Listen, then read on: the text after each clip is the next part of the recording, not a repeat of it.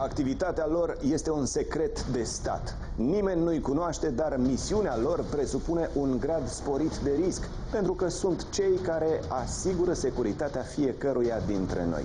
Vorbim despre ofițerii detașamentului cu destinație specială Alpha, structura de elită a Serviciului de Informații și Securitate. Sunt singurii care pot ajunge față în față cu teroriștii și pot interveni dacă o grupare de acest gen ar intenționa să ne atace. Se află la datorie și în timpul vizitelor unor demnitari străini de rang înalt. În continuare, vă propunem să urmăriți un reportaj în care sunt prezentate imagini în exclusivitate acest subiect.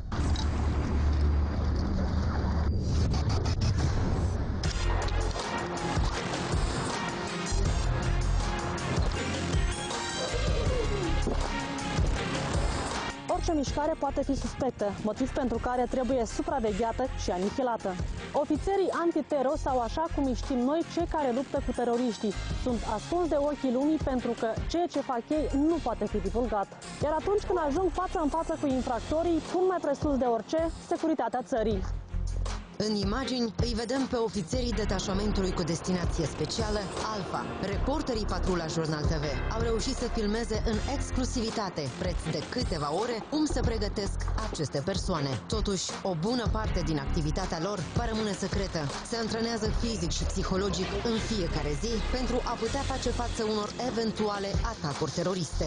Specificul detașamentului constă în combaterea terorismului în teritoriul Republicii Moldova, localizarea și urmarea actelor de terorism împotriva cetățenilor ei aflați după hotare, urmarea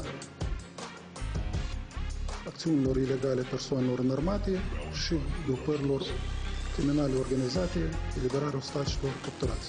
Nimeni nu știe câți sunt, de fapt. Toate misiunile lor sunt secrete.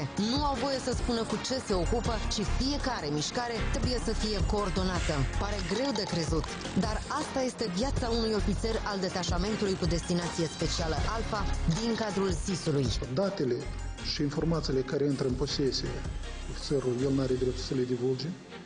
Să nu divulge despre mersul operațiunilor, mersul unor măsuri de pază, mersul tacticii de luptă, ocupațiile care le are zi de zi. Ofițerii antitero, cei care lucrează sub acoperire în cele mai dificile misiuni, ajung de multe ori să țină în secret până și identitatea lor. Nu atâta cât cu ofițerul, poate și membrii familiilor.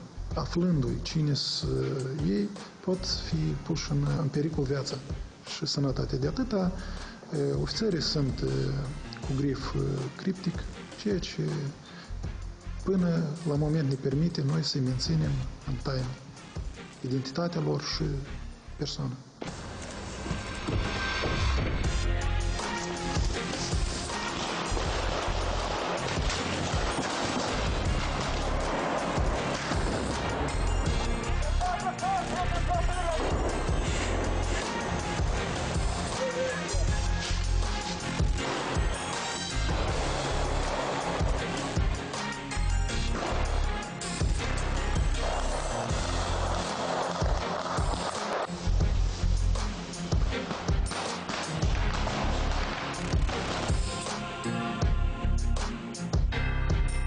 Fenomenul terorist nu are limite și nu ocolește pe nimeni. Chiar și așa, Serviciul de Informații și Securitate dă asigurări că Republica Moldova n-a fost niciodată ținta unor asemenea atacuri. Totuși, țara noastră are zone vulnerabile care ar putea constitui un punct de tranzitare pentru asemenea infractori. Țara noastră eventual ar putea fi folosită de către anumite formațiuni teroriste pentru a tranzita sau ca punct de transbordare pentru a ajunge la țările de destinație.